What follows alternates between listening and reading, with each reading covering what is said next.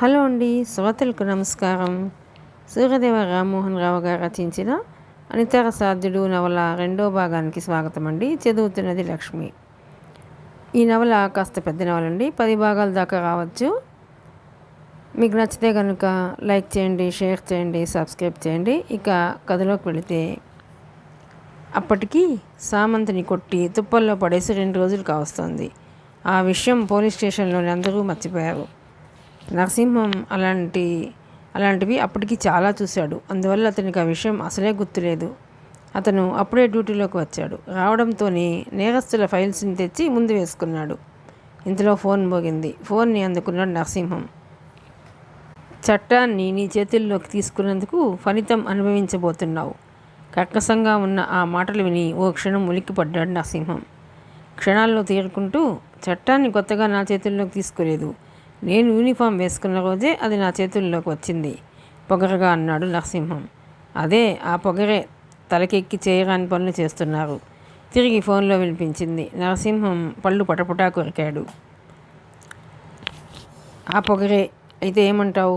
అసలు మా డిపార్ట్మెంట్లో చేరిన వాళ్లకు విచక్షణ జ్ఞానం కన్నా పొగరే ఎక్కువ ఉంటుంది. అయితే ఏమిటట? దాన్నే దించబోతున్నాను. అప్పుడప్పుడు మీరు నిజాలు ఒప్పుకుంటుంటారు. నరసింహం ఓ పక్క మాట్లాడుతూనే మరో పక్క ఫోన్లో వినిపిస్తున్న గొంతును గుర్తుపట్టేందుకు ప్రయత్నిస్తున్నాడు.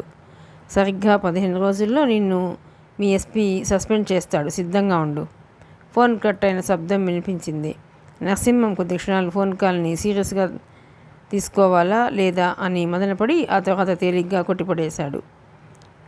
రోడ్డు వారుగా 2 ఎకరాల విస్తీర్ణం మధ్యలో నిర్మించిన పెద్ద షెడ్ చుట్టూ చెడిపోయి శిథిలమైపోయిన రకరకాల వాహనాలు, Zephyr, Falcon, Plymouth, Gazelle, Standard, Ambassador, Fiat లాంటి ఓల్డ్ మోడల్ కార్లు చొట్టలు పోయి రంగు వెలుసున్నాయి. కొన్ని చక్రాలు సగం భూమిలోకి కురుకుపోయి ఉంటే మరికొన్ని ఓ పక్కకు ఒరిగి ఉన్నాయి. కొన్ని దశాబ్దాలుగా ఎండకి వానకి తడిసిపోయి పురాతన ప్రాభవాన్ని కోల్పోయిన కార్లు, వాటి పక్కనే స్క్రాప్ కింద పడేసిన ఇనుప సామాన్లు, వాటి మధ్య నుంచి 30 అడుగుల రోడ్డు ఒకటి మెయిన్ రోడ్ నుండి వెళ్ళి ఆ స్థలం మధ్యలో ఉన్న షెడ్ని కలిసి అక్కడితో అంతమైపోయినట్టుగా ఉంది. చుట్టూ ఆటోమొబైల్ శ్మశానంలా ఉన్న మధ్యలో ఉన్న షెడ్ మాత్రం 30 మంది మెకానిక్స్తో ఎప్పుడూ కళకళలాడుతూ ఉంటుంది. దాని యజమాని హిబ్రూ దాదా ఒకప్పుడు ఎప్పుడో బాగా బ్రతికినవాడే. ఇప్పుడు ఆవరణలో ఉన్న విదేశీ కార్లలో తిరిగినవాడే. ఇప్పుడు అప్పుడు తిరుగుతూనే ఉంటాడు. అయితే ఒకటే తేడా, అప్పుడు యజమానిగా వెనుక సీట్లో కూర్చున్నాడు. ఇప్పుడు ఆ ఆటోమొబైల్ షెడ్ ఓనర్గా తన షెడ్లో పనిచేసే మెకానిక్స్ పనితనాన్ని పరీక్షించేందుకు ట్రయల్ కోసం డ్రైవింగ్ సీట్లో కూర్చుంటాడు. మనిషి చూడడానికి తీహార్ జైలు తలారిలా ఉంటాడు. పబ్లిక్గా పట్టపగలు 10 మందిని మర్డర్ చేసిన వాడిలా కనిపిస్తాడు. ఎవరైనా అతన్ని దాటుగా చూస్తే కొద్ది క్షణాలు దడుసుకు చేస్తారు. 6 అడుగుల ఎత్తులో బలిష్టంగా మెలికలు తిరిగిన కండలతో మాజీ మిస్టర్ ఇండియాలా కనిపిస్తాడు. అతని షెడ్కి వచ్చిన ఏ వెహికల్ అయినా ముందు అతనే చూస్తాడు. ఓ నిమిషం ఇంజిన్ ఆడించి చూస్తాడు.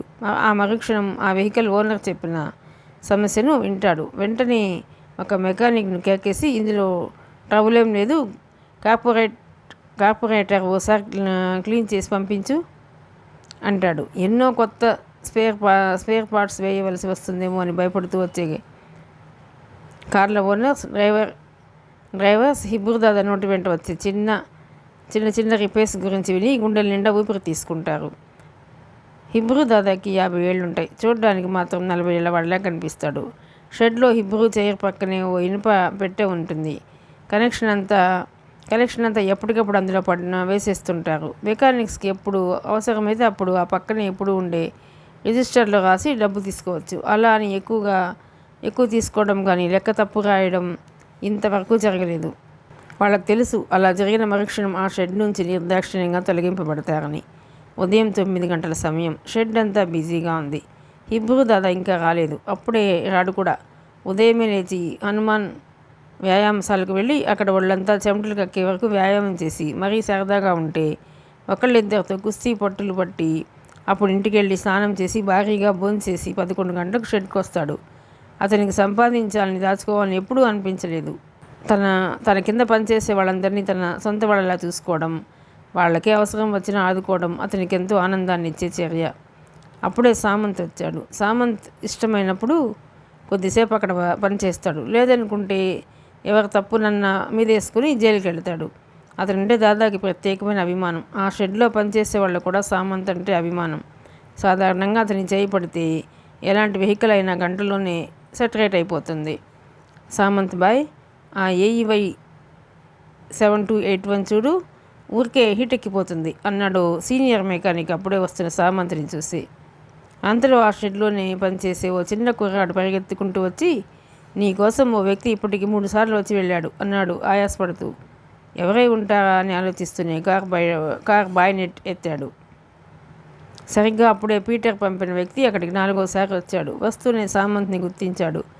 సామంత్ బాయ్నెట్ ఎత్తి రేడియేటర్ రబ్బర్ ట్యూబ్ని చెక్ చేయడం మొదలెట్టాడు. అంతలో ఆ వ్యక్తి సామంత్ని వెతుక్కుంటూ వచ్చాడు. ఏరా సామంత్, ఏమైపోయావు? వంగుని రిపేర్ చేస్తున్న సామంత్ వీపు చేరుస్తూ అన్నాడు ఆ వ్యక్తి. సామంత్ చటుక్కుని లేచి ఓసారి ఆ వ్యక్తికి సీరియస్గా చూసి, ఏమిటి మర్యాద తగ్గిపోయింది? మీరు చెప్పిన వెధవ పని ఒప్పుకున్నానా అని ప్రశ్నించాడు. ఆ వ్యక్తి ఒకంత కలవరపడి తిరిగి అంతలోనే సర్దుకుంటూ, అబ్బే అదేం లేదు, ఇప్పటికి నీకోసం 3 సార్లు వచ్చాను, ఇది 4వసారి అన్నాడు ఒకంత మర్యాద ప్రదర్శిస్తూ. వీడు నిజంగా మంచి కుటుంబంలో పుట్టి విద్యాబుద్ధులు అబ్బి ఉంటే దొరబాబులా ఉండేవాడు అనుకున్నాడు అతను ఓ క్షణం. తెల్లగా మెలితిరిగిన కండలతో చూడగానే స్ఫురద్రూపి అనిపించేలా ఉంటాడు సామంత్. సామంత్ నోట్లో అప్పుడు చార్మినార్ సిగరెట్ ఉంది. వచ్చిన వ్యక్తిది కనీసం రెడ్ విల్స్ కాల్ చేస్తాయి. అతను అసహనంగా సామంత్ కేసి చూస్తూ, ఈరోజు నుంచి మరో నెల వరకు నువ్వు ఆ సిగరెట్స్ తాగడానికి వీల్లేదు. అయ్యగారు మార్లు బోరో రోత్మెన్స్ 555 పంపించారు నీకోసం. ఆ కార్టన్స్ నా దగ్గరే ఉన్నాయి. తాగడంలో కూడా స్టైల్ కనపరచాలి. చొప్పకట్టత కాల్చినట్టు ఆ దిక్కుమాలిన పద్ధతి ఏమిటి? ముందు బయలుదేరు అన్నాడు అతను హడావిడి పడిపోతూ. నువ్వు లక్కీ టీ స్టాల్ దగ్గర ఎదురు చూస్తుండు, అరగంటలో వచ్చేస్తాను. సిగరెట్ని అవతలకు విసిరేస్తూ అన్నాడు సామంత్. అతను వెళ్ళిపోయాడు. అతని పేరు కత్తెర కనకారావు. గతంలో కత్తెర వ్యాపారం చేస్తుండేవాడు. 2-3 పెద్ద దొంగతనాలలో పోలీసుల కన్ను తన మీద పట్టడంతో ఇక లాభం లేదనుకుని ఆ వ్యాపారం మానేసి పీటర్కి చిన్న లోపాయకారి పనులు చేసి పెట్టేందుకు కుదిరాడు. మనిషి సన్నగా పీలగా ఉంటాడు. తెల్లటి పంచ, తెల్లటి లాల్చి, కాళ్లకు కాన్పూర్ చెప్పులు, ఇది అతని వేషధారణ. వీటన్నిటి వెనుక అతి ప్రమాదకరమైన క్రిమినల్ బ్రెయిన్ ఉందని మొదటి చూపులో కాదు కదా 10 సార్లు పరిశీలనగా చూసినా గుర్తించలేరెవరు. అతనికి ఆ ప్రాంతంలోని వ్యక్తులు, వాళ్ళ జీవిత చరిత్రలు క్షుణ్ణంగా తెలుసు. అందుకే అతన్ని చేరదీశాడు పీటర్. అర్జునరావు వేసిన పథకంలోని మొదటి అంకం ఓ పనికిమాలిన వ్యక్తిని ఎన్నుకోవడం. ఆ పనిని అర్జునరావు పీటర్కి అప్పగిస్తే పీటర్ కత్తెర కనకారావుకి అప్పగించాడు. కనకారావు తిరిగి గొప్ప పనికిమాలిన వ్యక్తికి దొరకక కళ్ళు తేలేసే టైంలో సామంత్ కనిపించాడు. చూడ్డానికి దొరబాబులా ఉండాలి. ఖరీదైన బట్టలు వేస్తే హై క్లాస్ సొసైటీ నుంచి వచ్చిన వాడిలా అనాలి. మంచి పర్సనాలిటీ ఉండాలి. తిరగేస్తే పరమ చెత్త అలవాట్లున్న దుష్టుడు కావాలి. అన్నీ కాకపోయినా కొన్ని ఉన్న సామంత్ని ఎన్నిక చేసుకున్నాడు కనకారావు. అతనికి డబ్బు ఆశ ఉంది, అవసరం ఉంది. అందుకు ఏ ప్రమాదకరమైన పని చేయమన్నా సిద్ధపడే తెగువ ఉంది. అన్నిటికీ మించి ఇలా చెబితే అలా అందుకుపోగల తెలివితేటలున్నాయి. అందుకే సామంత్ని ఎన్నిక చేసుకుని 50,000కు బేరం కుదుర్చుకుని పీటర్కి కబురు చేశాడు. పీటర్ కూడా ఓసారి వచ్చి సామంత్ని చూసి వెళ్ళాడు. కనకారావు టీ బంక్ ముందు నించుని రెడ్ విల్స్ తీసి వెలిగించుకుని అక్కడే ఉన్న బెంచ్ మీద కూర్చున్నాడు. సరిగ్గా 20 రోజుల్లో తను సామంత్ని ఓ అద్భుతమైన వ్యక్తిగా కనిపించేలా తయారు చేయాలి. అందుకు తనకు ముట్టే ప్రతిఫలం 1,00,000. 1000 రూపాయల ఖరీదు చేసే ఉంగరం కోసం వేలినే నిర్దాక్షిణ్యంగా కత్తిరించిన కనకారావుకి అది మాత్రం కష్టమైన పనిగానే తోచింది. మెడలోని బంగారపు గొలుసు కోసం వెళ్ళి మెడ ఏమవుతుందనని ఆలోచించే రకం కాదు కనకారావు. అయినా ఇది మాత్రం జటిలమైన వ్యవహారంలా కనిపించింది అతనికి. రోట్లో తలపెట్టి రోకటి పోలుకు వెరచి ఏం లాభమని సిద్ధపడ్డాడు. పైగా పిరికితనం అతనిలో ఏ కోసానా లేదు. సరిగ్గా అరగంటకు ఓ పాత గజల్ కారులో వచ్చి ఆ టీ బంక్ ముందాగాడు సామంత్. కారులోంచి దిగుతున్న సామంత్ని చూసి, ఇది ఎక్కడ కొట్టుకొచ్చావు అడిగాడు వేళాకోళంగా కనకారావు. నీ బాబుది, పోయిన జన్మలో అక్కడ వదిలేసి వెళితే ఈ జన్మకి దాన్ని నేను బాగు చేసి తెచ్చుకున్నాను అంతే వేళాకోళంగా అన్నాడు సామంత్. కనకారావు ఆ రిటార్ట్కి ఒకంత కలవరపడ్డాడు. ఇక వెళదామా తేరుకుంటూ అన్నాడు. తలూపాడు సామంత్. కనకారావు కారెక్కాడు. అది మరుక్షణంలో ముందుకు దూకింది. సామంత్ ఎక్కడికన్నట్టు కుడి చేతిని గాల్లో ఊపుతూ ప్రశ్నించాడు. కుతుబ్ షాహీ సమాధులు అన్నాడు కనకారావు సీరియస్గా. స్పీడ్గా వెళుతున్న కారు సడన్ బ్రేక్తో ఆగిపోయింది. ఉలిక్కి పడ్డాడు కనకారావు. సమాధులేమిటి అన్నాడు సామంత్ తీక్షణంగా రోడ్డు వంకే చూస్తూ. నాకు గొయ్యి రెడీగా ఉంది అక్కడ, అందుకని గట్టిగానే అన్నాడు కనకారావు. చచ్చిన వాడిని పూడ్చిపెట్టడమే రాదు నాకు, ఇక నేనెలా పూడ్చిపెట్టను? అయినా ఏదో వేషం అన్నావు, స్వరూపం మారిపోవాలన్నావు, పృథ్వీరాజ్ కపూర్ లెవెల్లో నటించాలన్నావు, మరలా సజీవ సమాధం అవుతానంటావి. ఇంతకీ ఆ పిల్లిగడ్డ మోడు ఏడి? అర్థం కానట్టు అడిగాడు సామంత్. కనకారావు తల పట్టుకున్నాడు. పోనీలే, తలనొప్పి తగ్గాక సమాధి అవుదు కానీ. ఆ కనిపించే మెడికల్ షాప్ ఉంది కారాపన? సామంత్ సీరియస్గా అంటున్నాడు. వేళాకోళం ఆడుతున్నాడు. అర్థం కాక పిచ్చెక్కినట్టు చూశాడు కనకారావు. కారు తిరిగి బయలుదేరింది. మసబ్ ట్యాంక్ సరోజినీ దేవి దాటి న్యూ బాంబే హైవేలో దూసుకుపోతుంది. నా ప్రశ్నకు సమాధానం చెప్పలేదేం? ఆ పిల్లిగడ్డ మోడేడి? ఎవరు? పీటరో జాటరో ఏడివాడు?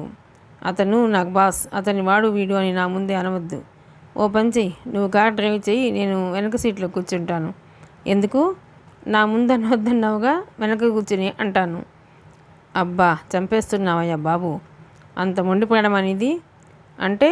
కనకారావుకి సామంత్తో మాట్లాడడం కష్టంగా ఉంది. చంపేస్తున్నావయ్యా బాబు అన్నావుగా, చంపేసినా చావకుండా చంపడానికి కూడా ఎదుర్కొంటున్నావుగా. ఊరినాయను అన్నాడు తిరిగి తల పట్టుకోబోతూ ఆగిపోయి. మూడో కంటికి తెలియకుండా ఈ డ్రామా ఆడాలన్నావు, తిరిగి మరొకరిని పిలుస్తావేం? సామంత్ దబాయించాడు. మూడోవాడినా? అవును. ఎవరిని? ఊరినాయను అన్నావుగా. నాయనలైనా సరే మన మధ్యకు రాకూడదు. మాట అంటే మాటే.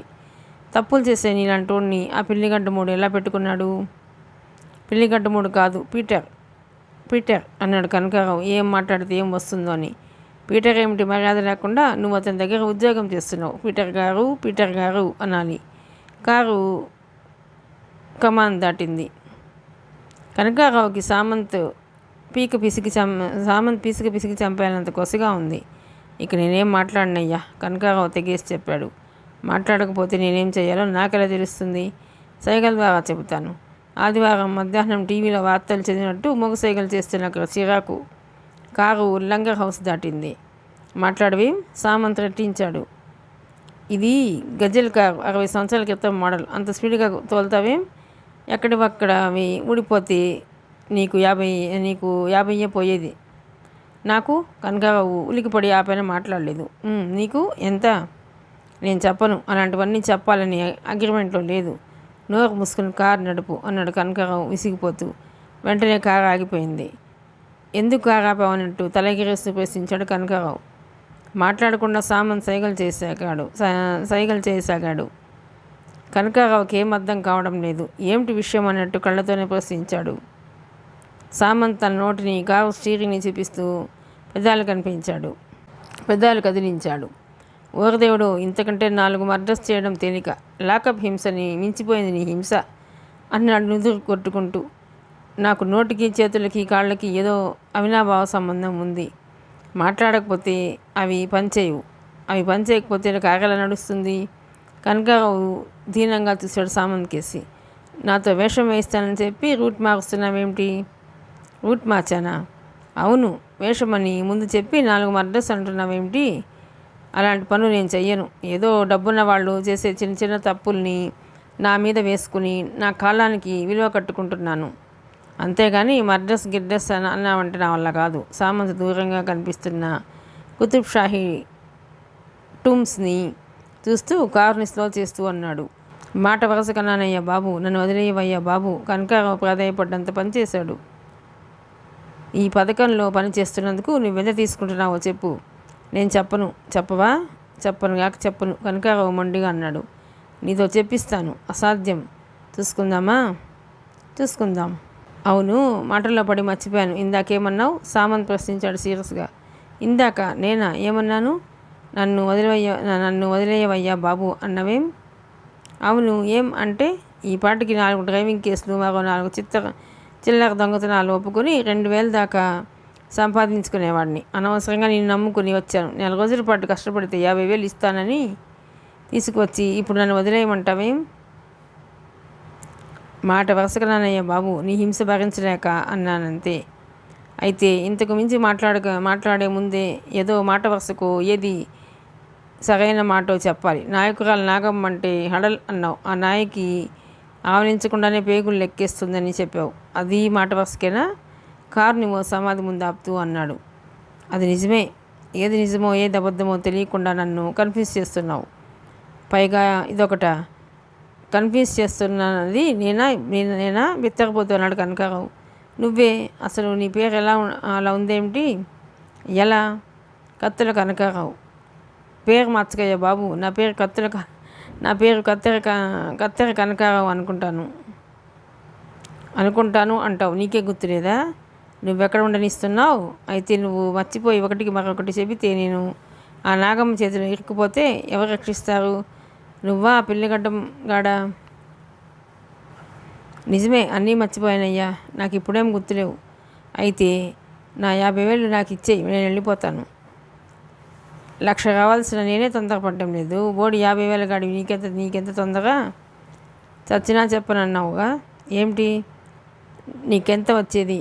అవును, 1,00,000 అని చెప్పేశావుగా. కనకారావు షాక్ తిన్నాడు. కొద్ది క్షణాలు సామంత్ కేసు చూసి పిచ్చి చూపులు చూశాడు. కేవలం అతను ఎంత తీసుకుంటున్నాడో తెలుసుకోవడం కోసమే అంత డ్రామా ఆడాడు సామంత్. అసలు విషయం వదిలేసి వేరే విషయాన్ని హఠాత్తుగా మధ్యలోకి తెచ్చి మాట్లాడేవారంటే నాకు అసహ్యం, చెడ్డ చిరాకు అన్నాడు సామంత్ కారు దిగుతూ. కనకారావు కారు దిగి సామంత్ దగ్గరకు పరిగెత్తుకుంటూ వచ్చి అతని రెండు చేతులు పట్టేసుకున్నాడు. నన్ను వదిలేయి మహాప్రభో, మార్తాండ తేజో అన్నాడు. ప్రాణం కోసం ప్రాకులాడే కూస నాయాళ్ళంటే నాకు మరీ చిరాకు. ప్రాణం కోసమా, ప్రాస కోసమా? అవును, నేను ఎక్కడ ప్రాకులాడాను? మహాప్రభు కరెక్ట్ పదమే. దాన్ని బ్యాలెన్స్ చేయడం కోసం మార్తాండ తేజో అన్నావు. మార్తాండ తేజ అనాలి. కనకారావు హిస్టరీగా వచ్చిన వాడు అతని చెప్పలను తనే వాయించేసుకున్నాడు. నీకు ఎంకి పాటలు వచ్చా? సామంత్ అడిగాడు. ఎంకి? ఆవిడెవరో? నండూరి సుబ్బారావు తెలుసా? మళ్ళీ ఈయనెవరో? నాయకి గురించి, అదే శృంగార నాయకి గురించి అద్భుతమైన గేయాలు రాశాడు. ఆయనే తెలీదా? దేశంలో ఉన్న అన్నీ తెలుసుకోవడం హత్య చేసినంత తప్ప? అవును, తప్పే. ఎందుకంటే దేశంలో ఉన్న అన్నీ తెలుసుకోకపోవడం హత్య చేసినంత తప్ప? అవును, తప్పే. ఎందుకంటే మనకిప్పుడు ఎంకి లాంటి పిల్ల తాగసపడిపోతోంది. అందుకు సంబంధించినవన్నీ తెలుసుకోకపోతే ఎలా? ఎందుకు పనికొస్తావయ్యా? పైగా 1,00,000 రూపాయలు కావాలా నీకు?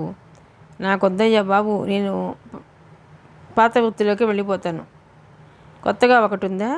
పాతది ఒకటి ఉండడానికి. కత్తెరలు, దొంగ విధవులకి కత్తెరలు అమ్ముకునేప్పుడు కూడా అనుమానించిన ఏ పోలీసు సన్నిహితంగా పిచ్చోడిని చేయలేదు. నాకింతగా మెంటలు తెప్పించిన వాడెవడు లేడు ఏ కేసులోనూ. అదన్నమాట నీ పాత వృత్తి. ఏది? అదే దొంగ విధవులకు కత్తెరలు అమ్మడం. నేను ఎక్కడ చెప్పాను? ఇప్పుడు నువ్వేగా చెప్పావు. అది కూడా చెప్పేశానా? బాబు సామంత్, ఏమేం కావాలో అడగవయ్యా, అన్నీ చెప్పేస్తాను. ఇలా కొద్దిగా నా మెదడు తీసి నన్ను హింసించకయ్యా బాబు, ఏడుస్తూ చెప్పాడు కనకారావు. అలా అన్నావు, బాగుంది. ఇప్పుడు చెప్పు, ఏ లాభం ఆశించి పనిచేస్తున్నారు? హఠాత్తుగా సామంత్ గొంతులో వచ్చిన మార్పును గుర్తించాడు కనకారావు. ఇక్కడ కాదు, ఈ పక్కనే దర్గా అనే చిన్న గ్రామం ఉంది. అక్కడ ఓ ఎస్టేట్ ఉంది. అందులోనే నీకు ట్రైనింగ్ ఇవ్వడం జరుగుతుంది. రైట్కి పద అన్నాడు కనకారావు ఓ పక్క భయపడుతూనే. కారు తిరిగి బయలుదేరింది. ఈసారి ఇద్దరూ ఏం మాట్లాడుకోలేదు.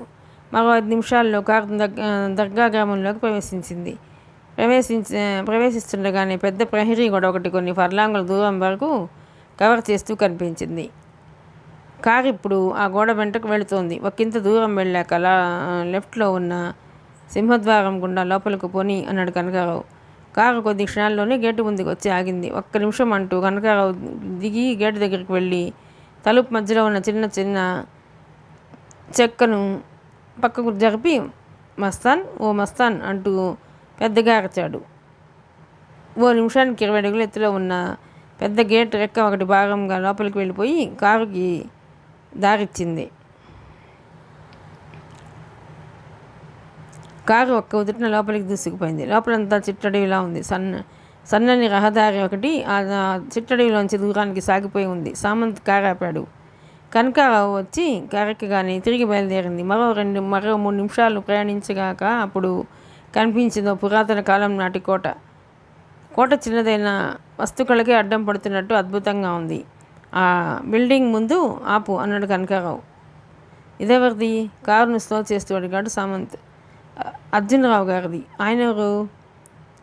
రింగ్ మాస్టర్ ఆయనే. నేను పీటర్ గారి దగ్గర ఎలా పనిచేస్తున్నానో పీటర్ గారు ఆయన దగ్గర ఎలా చేస్తున్నారు. అర్జునరావుకి నాగమ్మకి ఏమిటి సంబంధం? కారు దిగుతూ అడిగాడు సామంత్. తెలీదు. నమ్మమంటావా? నువ్వు పెట్టే హింస మీద ఒట్టు. తెలిసింది చెప్పు.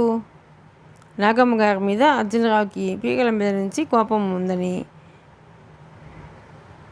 పీకల వరకు కోపం ఉందని, ఆమెను మానసికంగా దెబ్బ కొట్టాలని ఆయన చూస్తున్నట్లు మాత్రమే నాకు తెలుసు. అర్జునరావు ఎలాంటివాడు? చాలా ప్రమాదకరమైన ప్రశ్న. ప్రమాదకరమైన మనిషి. ఎగబట్టాలంటే ప్రమాదకరమైన మనిషి. పగబట్టాలంటే కాటు వేసే వరకు వచ్చి పచ్చి మంచినీళ్ళు ముట్టడుట. నేను ఆయన ఇంతవరకు చూడలేదు. నన్ను నమ్ము. ఆయన గురించి తెలుసుకోవాలనుకోవడం ప్రమాదమని మా పీటర్ సార్ చెప్పారు. ఇద్దరు బిల్డింగ్ కేసు నడుస్తున్నారు. సింహద్వారం వద్దే ఒక వ్యక్తి గన్ చేతిలో పట్టుకొని పచారులు చేస్తూ కనిపించాడు. వాడేమిటి అలా ఉన్నాడు? ఎలా? యమలోకపు సింహద్వారం ముందుండే యమభటుడు ఇలా ఉన్నాడు. వాడు ఎలా ఉంటే మనకెందుకు చెప్పు. ఈ బిల్డింగ్లోనే నీకు ట్రైనింగ్ ఇవ్వమని నాకు ఆర్డర్స్ పాస్ చేశారు. ఇద్దరు మెట్లెక్కి సింహద్వారం ముందుకు రాగానే అతను తల పంకిస్తూ ఇదినేనా అన్నాడు. డబ్బాలో గులకరాలు వేసి ఊపితే ఎలాంటి ధ్వని వస్తుందో అలా ఉంది అతని గొంతు. కనకారావు తల ఊపాడు. అతను ద్వారం తెరిచాడు. ఇద్దరు లోపలికి వెళ్ళిపోయారు. అతని గొంతేమిటి అలా ఉంది? ఏ సమాచారం కావాలో చెప్పు బాబు. నన్ను కన్ఫ్యూజ్ చేసి నా డ్యూటీని మర్చిపోయేలా చెయ్యకు అన్నాడు కనకారావు జాలిగా ముఖం పెడుతూ. సామంత్ మౌనంగా ఆ హాలంతటిని కలిగజేస్తూ ఇది ఏ రాజు కట్టించిందంటావు అన్నాడు. దిక్కుమాలింది. ఏమిటయ్యా ఈ ప్రశ్నలు? నన్ను నంచుకు తింటున్నావేమయ్యా బంగళ? కనకారావు పరిస్థితి హృదయ విదారకంగా ఉంది. గట్టిగా దబాయించి తన డ్యూటీ తాను చేసుకుపోతున్న మనిషి బలంగా ఉన్నాడు. ఒకటేస్తే తన బ్రతుకే చివరి క్షణాలు అవుతాయి. ఇది అర్జునరావు కదా? నాన్నమ్మ గారు కొట్టేసిందా? ఇది అర్జునరావు కదా నాగమ్మ గారి దగ్గర కొట్టేసిందా? ఎంత ఇస్తే వదిలేస్తావు బాబు? అసలు ఈ దేశంలో ఉన్న అసందర్భ ప్రేలాపులందరినీ షూట్ చేసి పడేయాలి. దాంతో కానీ దేశానికి పట్టిన దరిద్రం వదిలిపోదు. మీ అమ్మేమన్నా వస ఎక్కువ పోసిందా? అంత చిరాకు దేనికి? కత్తులు కనకారావు. ఇది చిరాక? నాగోడు నా బాధ నా వెద. కథలేమన్నా వాస్తుంటావా? మళ్ళీ ఇదేం ప్రశ్న? కత్తెరలు అమ్ముకొని బ్రతికానని సిగ్గు విడిచి చెప్పాను. అదంటావేమిటి? పెద్ద పెద్ద పదాలు వాడితేను. వాడను. నువ్వు అసలు విషయంలోకి వస్తావా రావా? నాకు మందు కొట్టే అలవాటు లేదు. అదిగో అలా అర్థం కాకుండా మాట్లాడొద్దన్నానా? విషయంలోకి వద్దామన్నావుగా అందుకన్నాను.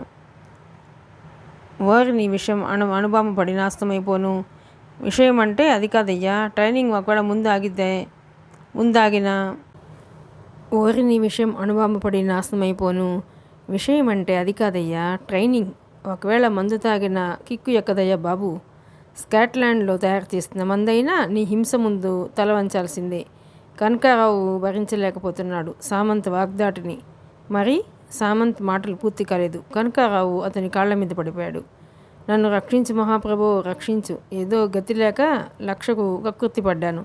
అంత మాత్రానికి ఇంత హింస నేను భరించలేను. నా వల్ల కాదు. అసలు అర్జునరావు గారు లక్షలు ఖర్చయ్యే ఈ పథకం వేశాడు. కానీ అది ఎందుకయ్యా? నిన్ను వదిలితే నాగమ్మ గారికి 15 గంటలో పిచ్చెక్కించేస్తావు. నన్ను మొదలు పెట్టనిస్తావా? దీనంగా వేడుకున్నాడు. చిన్నగా నవ్వి తమాషా చేశాను. ఇలా మాట్లాడే ఒక వ్యక్తిని చూశాను నేను. అతన్ని ఎస్ఐ పోస్ట్కి రికమెండ్ చేశాను. ఎక్స్క్యూజ్డ్ పర్సన్తో నిజాలు చెప్పించడానికి బాగా పనికొస్తాడని ఆ పని చేశాను. ఇప్పుడు చెప్పు, ఏం చెయ్యాలి నేను? ఏం నేర్చుకోవాలి? ఎన్నాళ్ళలో నేను తైవాన్ లాంటి వాడిని క్షణాల్లో నేర్చేసుకుంటాను చెప్పు అన్నాడు సామంత్. అప్పటికీ భయపడుతున్న కనకారావును చూసి పెద్దగా నవ్వేస్తూ, భయపడకు, చెప్పు అన్నాడు సామంత్. తనతో రమ్మన్నట్లుగా సామంత్కి సైగ చేసి మెయిన్ హాల్ నుంచి మరో గదిలోకి వెళ్ళాడు కనకారావు. వెనుకే సామంత్ వెళ్ళాడు. అడుగు పెడుతూనే ఆ గది వైభవాన్ని చూసి అప్రతిప్పుడయ్యాడు సామంత్. అది గదిలా లేదు, పెద్ద హాలు. మైసూర్ మహారాజు ప్యాలెస్లోని డ్రాయింగ్ హాల్లా ఉంది. ఖరీదైన పర్షియన్ కార్పెట్ పాదాన్ని మెత్తగా తాకుతుంది. బంగారపు జరీతో చేసిన కర్టెన్లు నిలువెత్తు కిటికీలపై వేలాడుతున్నాయి. ప్యారిస్ షాండ్లీర్లు గది మధ్య నుండి వేలాడుతున్నాయి. గోడలకి బోరిస్ పికాసో, ఎంఎఫ్ హుస్సేన్ వర్ణ చిత్రాలు ఫిక్స్ చేస్తున్నాయి. ఒక్కో పెయింట్ 1,00,000 ఖరీదు తెస్తుంది. రాజస్థానీ పాలరాయితో చేసిన చిన్న చిన్న విగ్రహాలు హాల్లో మూలల్లో బ్రాస్ స్టాండ్లలో అమర్చి ఉన్నాయి. అంత ఖరీదైన గృహాంతర భాగాన్ని చూడటం సామంత్కి అదే తొలిసారి. సామంత్ ఆశ్చర్యం నుంచి తేరుకుంటూ, ఎక్కడి నుంచి కొట్టుకొచ్చాయి ఇవన్నీ అని ప్రశ్నించాడు. వీసీఆర్ని ఆన్ చేయబోతున్న కనకారావు బిత్తరపోయి, కొట్టుకురావటమా అన్నాడు. అవును, కాకపోతే ఎత్తుకురావటం. టాపిక్ డైవర్ట్ చేయకయ్యా, నీ కాళ్ళు పట్టుకుంటాను. ఎందుకయ్యా నన్ను ఇలా హింస పెడతావు? నేర్చుకోవాల్సినవన్నీ త్వరగా నేర్చేసుకుంటే మనకు అప్పగించిన పని పూర్తయిపోతుంది. ఆ తర్వాత నీ దారి నీది, నా దారి నాది. మరలా జన్మలో నీకు నా ముఖాన్ని చూపిస్తూ చెప్పుతో కొట్టు. సామంత్ నవ్వుతూ కానివ్వమన్నట్లు కళ్ళతోనే సైగ చేశాడు. కనకారావు వీసీఆర్ ప్లే బటన్ నొక్కాడు. కలర్ టెస్టింగ్ 7 కలర్ స్కీమ్ తెర మీద ప్రత్యక్షమైంది. సామంత్ అక్కడే ఉన్న సోఫాలో కూర్చుని టీవీ కేసి చూడసాగాడు. కొద్ది క్షణాలకి తెర మీద Paris fashion designers Saint Laurent Cardin అంతర్జాతీయ స్థాయిలో నిర్వహించిన మేల్ ఫ్యాషన్ షో మొదలైంది. అప్పటి వరకు సరదాగా తమాషాగా కనకారావుతో కబుర్లు చెప్పిన సామంత్లో ఇప్పుడు ఏకాగ్రత గూడు కట్టుకుంది. ఇప్పుడు అతని పక్క అణుబాంబు విస్ఫోటనం చెందిన చెక్కు చెదగడు అన్నట్లున్నాయి అతని చూపులు. సన్నగా బక్కపలచగా ఉన్న వ్యక్తుల దగ్గర నుంచి టాప్ సీడ్ బాక్సింగ్ ఛాంపియన్లా ఉన్న వ్యక్తుల వరకు రకరకాల దుస్తులు, స్టైల్గా మగసిరి ఉట్టిపడేలా నడవటం, మెట్లు ఎక్కటం, వివిధ రకాల భంగిమల్లో దినచర్యలోని కొన్ని పనుల్ని చేయటం లాంటివి స్పష్టంగా కనిపిస్తుంది. పురుష దుస్తుల తయారీలో ప్రపంచ ప్రఖ్యాతిగాంచిన బార్నెస్ ఇంగ్లీష్ రూమ్ దుస్తుల్లో మేల్ మోడల్స్ చకచకా డ్రెస్సుల్ని మారుస్తున్నట్లు స్టాప్ బాక్లో చూపించడం జరుగుతుంది. Express your self in English అనే స్లోగన్ తెర మీద ఇన్సర్షన్ల కుడి నుంచి ఎడమ వైపుకు వెడుతూ ఉంది. కనకారావు ఆ ఇంగ్లీష్ని చదవగలుగుతున్నాను కానీ దాని అర్థం తెలియటం లేదో. ఏమిటో చెప్పు. సామంత్ ఓ వైపు టీవీ వైపు చూస్తూనే అడిగాడు. నేను చెబుతాను అనే మాటలు వెనక నుంచి వినిపించడంతో గిరిక్కున తల తిప్పి చూశాడు సామంత్. అక్కడ వ్యక్తి ఉన్నాడు. అతను వచ్చి ఎంతసేపు అయిందో తెలియలేదు. నిన్ను నువ్వు ఆంగ్లంలో వ్యక్తం చేసుకో అంటే బార్నెస్ ఇంగ్లీష్ రూమ్ బట్టలు లేటెస్ట్వి, ప్రతిష్టాత్మకమైనవి అవి వేసుకొని నీ ఫిజికల్ పర్సనాలిటీని గర్వంగా వ్యక్తం చేసుకో అని చెబుతూ ఆ వ్యక్తి వచ్చి సామంత్కి పక్కనున్న సోఫాలో కూర్చున్నాడు. టీవీలో వస్తున్న ప్రతి కొత్త ఫ్రేమ్ గురించి ఆ వ్యక్తి వివరంగా తెలియజేస్తున్నాడు సామంత్కి. సామంత్ స్వతహాగా సూక్ష్మగ్రాహి కావడంతో చూస్తూనే దానిలోని ప్రత్యేకతను పట్టేస్తూ ఆపై వాటిని తన జ్ఞాపకాల పొరలో నిక్షిప్తం చేసుకుపోతున్నాడు. క్షణాలు, నిమిషాలు దొరికిపోతున్నాయి. కాలం కరిగిపోతుంది. సీరియస్గా ట్రైనింగ్ మొదలైపోయింది. మరో గంటకు మరో వ్యక్తి వచ్చాడు. అతని చేతిలో టేప్ ఉంది. అప్పటికి ఈ క్యాసెట్ కూడా పూర్తి కావడంతో కనకారావు సజెషన్తో వచ్చిన అతను సామంత్ మెజర్మెంట్స్ తీసుకున్నాడు. వీసీఆర్లో మరో క్యాసెట్ని ఇన్సర్ట్ చేశాడు కనకారావు. సామంత్ శ్రద్ధగా టీవీ వైపే చూస్తుండగా హై క్లాస్ సొసైటీలోని యువకుల అలవాట్లు, మాట తీరు, బిహేవియర్ ఎలా ఉంటాయో ఇప్పుడు నీకు తెలుస్తుంది. మనకు చాలా తక్కువ టైం ఉంది. నువ్వు చాలా ఫాస్ట్గా వాటన్నింటినీ మెదడికి ఎక్కించుకోవాలి. పక్కనున్న వ్యక్తి తిరిగి అన్నాడు. అర్జున్ రావుది CIA స్థాయి బ్రెయిన్. ఆ బ్రెయిన్లో రూపుదిద్దుకున్న పథకం ఇప్పుడు ఈ దర్గాలోని పురాతన కోటలో ఊపిరి పోసుకుంటోంది. సరిగ్గా ఉదయం 8:40 ఢిల్లీ ఇందిరాగాంధీ ఇంటర్నేషనల్ ఎయిర్పోర్ట్లో పానం ల్యాండ్ అయింది. రియల్ సీట్లో కూర్చుని అప్పటి వరకు ఫైబర్ విండోలోంచి ల్యాండ్స్కేప్ చూస్తున్న నాయకి గుండెల నిండా మాతృదేశాన్ని చూడబోతున్నానన్న ఆనందం ఉప్పెన్లా ఉప్పొంగింది. తన ఊహలకే రెక్కలు పుట్టుకొస్తే క్షణాల్లో వెళ్ళి నాయనమ్మ ఒడిలో వాలిపోయి సేద తీరాలనుంది. ప్యాసింజర్స్ అందరూ లేచి నించున్నారు. నాయకి బ్యాగేజ్ క్యాబిన్ ఓపెన్ చేసి చిన్న బ్యాగ్ని అందుకుని భుజానికి తగిలించుకుని నెమ్మదిగా నడవటం ప్రారంభించింది. ఎయిరో బ్రిడ్జిని తెచ్చి ఫ్లైట్ డోర్కి లింక్ చేశారు. అప్పుడే ప్యాసింజర్స్ మూవ్ అవటం మొదలైంది. అప్పటి వరకు ఎయిర్పోర్ట్ సెకండ్ ఫ్లోర్ లాంజ్లో నించుని ఉన్న అర్జున్ రావు, పీటర్ నెమ్మదిగా అవుట్ గేట్ కేసు సాగారు. ఈ పాటికి రెడీ అయి ఉంటాడా? అర్జున్ రావు నెమ్మదిగా మెట్లు దిగుతూ అడిగాడు. నాకు అందిన ఇన్ఫర్మేషన్ ప్రకారం మరో వారం రోజుల్లో అతను పక్కగా సానబెట్టబడతాడు. అతను ఎలా ఉంటాడు? అచ్చం దొరబాబులా ఉంటాడు. గతంలో ఏం చేస్తుండేవాడు? ఎవరో పెద్దవాళ్ళు చేసిన నేరాలని తన నెత్తిన వేసుకుని పోలీస్ స్టేషన్కి, జైలుకి వెళ్ళొస్తుంటాడు. వెనక ముందు ఎవరన్నా ఉన్నారా? ఉన్నారు. ఒక తమ్ముడు, ఒక చెల్లెలు, అమ్మ, తండ్రి, రిటైర్ స్కూల్ టీచర్. పెరాలిసిస్ వచ్చి మంచం ఎక్కాడు. తమ్ముడు, చెల్లి చదువుకుంటున్నారు. ఆటోమొబైల్ ఇంజనీర్గా రంగప్రవేశం చేయిస్తున్నాం. కనీసం కారు ఎలా ఉంటుందో తెలుసా? అతను నెంబర్ 1 మెకానిక్. ఎలాంటి కారునైనా గంటల్లో సెటరేట్ చేస్తాడు. సైలెన్సర్ నుంచి వచ్చే శబ్దాన్ని, పొగని బట్టి ఆ బండి లీటర్కి ఎన్ని కిలోమీటర్లు వస్తుందో చెప్పగలడు. అది ఎలా సాధ్యం? అతను కార్ ర్యాలీలో పాల్గొనాలని గతంలో తెగ ప్రయత్నించాడు. అయితే పరిస్థితులు కలిసిరాక పాల్గొనలేకపోయాడు. ఈలోపు వెహికల్ ఎనాటమీ అంతా క్షుణ్ణంగా అర్థం చేసుకున్నాడు. నేర్చుకున్న పనితనాన్ని అప్పుడప్పుడు చూపిస్తుంటాడు. కానీ ముడి ఇష్టమున్నప్పుడు హిబ్రూ దాదా షెడ్కొచ్చి కొద్దిసేపు పనిచేసి వెళ్ళిపోతాడు. నా ఉద్దేశం ప్రకారం ఇంట్లో వాళ్ళకి తన సంపాదన న్యాయమైన సంపాదన అని తెలియటానికి ఆ షెడ్లో పనిచేస్తుంటాడు. ప్రధానంగా మాత్రం డబ్బున్న వాళ్ళ తప్పులు నెత్తినేసుకోవటం. మెట్లు దిగి ఇద్దరు గ్రౌండ్ ఫ్లోర్లోకి వచ్చారు. చిత్రమైన వృత్తిని ఎన్నుకున్నాడు. అవును సార్. మనిషిలో సీరియస్నెస్ ఉందా? ఎప్పుడూ సరదాగా తమాషాగా ఉంటుంటాడు. అవసరమైనప్పుడు అతనంత సీరియస్గా ఎవరు ఉండరనిపిస్తుంది. ఒకటి అనుకున్నాడంటే సాధించే వరకు నిద్రపోడు. అతన్ని ఎన్నుకోవడానికి ప్రధాన కారణాలు.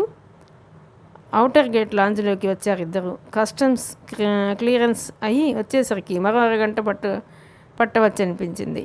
పీటర్ వెళ్ళి 2 ఎక్స్ప్రెస్ కాఫీ తెచ్చాడు. అర్జున్ రావుకు కప్పందించి తను ఒకటి తీసుకుని కొద్దిగా చప్పరిస్తూ తిరిగి చెప్పడం ప్రారంభించాడు. అతను ఏ డ్రెస్ వేసుకున్నా కరెక్ట్గా సూట్ అవుతాడు. ముఖం కళగా ఉంటుంది. కళ్ళు చురుగ్గా ఉంటాయి. కామన్ సెన్స్ ఉంది. తెలివితేటలు ఉన్నాయి. మంచి పర్సనాలిటీ ఉంది. సిస్ కానరీ చిలిపితనం అతని కళ్ళ చివర్లా ఉంటుంది. డస్టిన్ హాఫ్మెన్ అమాయకత్వం ఉంది. టాప్ సీడ్ బాక్సింగ్ ఛాంపియన్ మొగటితనం, పుష్టి అతని కండరాల్లో దాగి ఉంది. ఆటోమొబైల్ ఇంజనీరింగ్ అంటే ఏమిటో తెలియకపోయినా ఏది అడిగినా క్షణాల్లో చెప్పగల అనుభవపూర్వకమైన పరిజ్ఞానం ఉంది. వీటన్నిటినీ మించి మంచి మాటకారి, చతురుడు. ఆ పైన అతను డబ్బు అవసరంలో ఉన్నాడు. చెల్లెలి పెళ్ళి, తమ్ముడి చదువు, తల్లి బాధ్యతలు, తండ్రి అనారోగ్యం అతన్ని వెంటాడుతున్నాయి. నిజాయితీ ఉంది. నిలకడ ఉంది. నిగ్రహం ఉంది. తాగిన కాఫీ కప్పును పక్కనే ఉన్న డస్ట్బిన్లోకి నలిపి విసిరేసి తిరిగి అన్నాడు, మీరు కోరినవన్నీ అతనిలో ఉన్నాయి. నాయకి చూడగానే ఇంప్రెస్ అయ్యే లక్షణాలు ఉన్నాయి. నాగమ్మ గారు పట్టి చూసిన అందని డెప్త్ ఉంది. ఇవి చాలవంటారా? ఎన్నాళ్ళైంది ట్రైనింగ్ మొదలై? 3 రోజులైంది. ఇంకా వారం ఉంది. 10 రోజులు చాలా? అతను సూక్ష్మగ్రాహి. ప్రస్తుతం ఎక్కడున్నాడు? దర్గాలో ఉన్న మీ ఎస్టేట్లో. ఎవరు చూసుకుంటున్నారు? కత్తెర కనకారావు, నోటోరియస్ క్రిమినల్. అతని లేత్ మిషన్ మీద తయారైన కత్తెర్లు కనీసం 200 మందినైనా చంపేసి ఉంటాయి. మనకు నమ్మకస్తుడు. దొంగ నీతి బాగా ఉంది. కస్టమ్స్ క్లియరెన్స్ అయిన ప్యాసింజర్స్ ఒక్కొక్కరే బయటకు వస్తున్నారు. సంభాషణ కట్టేసి ఇద్దరు ఆ వైపుకు నడిచి కస్టమ్స్ గేట్ దగ్గరగా వెళ్ళారు. మొత్తానికి అరగంటకు నాయకి బయటకు వచ్చింది. వస్తూనే చుట్టూ పరికించి చూసింది. తన కోసం ఎవరన్నా వచ్చారేమోనని. అప్పుడే చిన్నగా దగ్గుకుంటూ అర్జునరావు ఆమె దగ్గరికి వెళ్ళాడు. ఆమె వెంటనే అర్జునరావుని పసిగట్టి చిన్నగా నవ్వింది. ప్రయాణం బాగా జరిగిందమ్మా? సొంత కూతుర్ని పరామర్శించినట్లే అడిగాడు. బాగానే జరిగింది. నాయనమ్మ ఎలా ఉన్నారు? నీకోసం ఎదురు చూస్తున్నారమ్మా. నువ్వేగా ఆమెకు పంచప్రాణాలు. ఈ టైంలో చిన్న ఏం చేస్తుంటుంది? ఇప్పుడు చిన్న ఎక్కడికి వెళ్ళి ఉంటుంది? ఈ 2 ప్రశ్నలు ఇప్పటికి కొన్ని వేల సార్లు వేసి ఉంటుందమ్మా అంటూ చుట్టుపక్కలకు చూశాడు. పీటర్ దూరంగా నిలబడి తమకేసి చూడటం గమనించి వెంటనే చూపులు మరల్చుకొని, బ్యాగేజీ అది అన్నాడు. ఈ పక్కనే ఉంది అంటూ నాయకి వెనక్కి 2 అడుగులు వెళ్ళి సూట్ కేసుల్ని వీల్ ట్రాలర్ మీదకు తనే ఎక్కించి తోసుకుంటూ వచ్చింది అర్జున్రావు ఉన్న చోటుకి. మరో 10 నిమిషాలకి ఇద్దరు రోప్లో ఉన్నారు.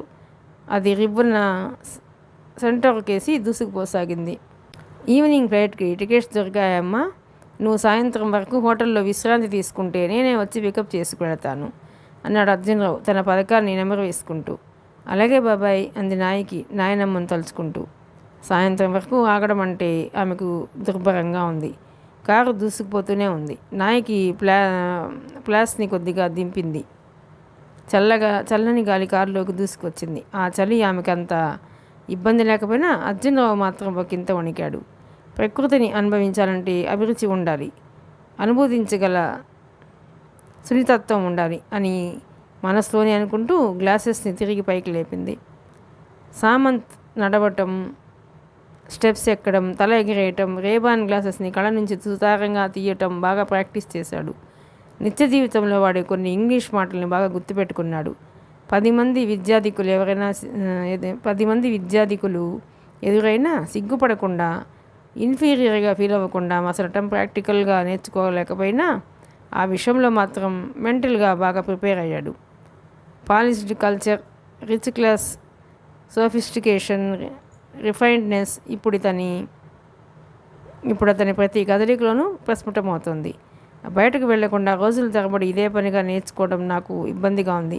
పోనీ ఓసారి బయటకు వెళ్ళిరానా? సామంత్ కళ్ళ నుంచి రేబాన్ గ్లాసెస్ని తీసి పెట్టుకుంటూ అన్నాడు. బాబు మధ్యలో ఇలా నన్ను వదిలేసి వెళ్ళవద్దు. ఇప్పటికే పీటర్ గారు నాకు 4 సార్లు ఫోన్ చేసి ఎంతవరకు వచ్చాడు అని అడిగారు. ఆల్రెడీ కథానాయకి దేశ రాజధానిలో దిగిపోయిందట. రేపు సాయంత్రానికి ఆ పిల్లకి సంబంధించిన క్యాసెట్ ఒకటి మన చేతికి రాబోతుంది. అమెరికాలో కొన్ని సుందర ప్రదేశాల్లో తిరిగిన దృశ్యాలని, దినచర్యను, ముఖ్యమైన ఫ్రెండ్స్ని, ఈవెంట్స్ని తెలుపుతూ ఒక వీడియో క్యాసెట్ తయారు చేసుకురమ్మని ఈ ముసలావిడ చెప్పిందట. ఇప్పుడు ఆ క్యాసెట్ నాయకి దగ్గర ఉంది. ముందుగా దాన్ని వాళ్ళ నాయనమ్మ చూస్తుంది.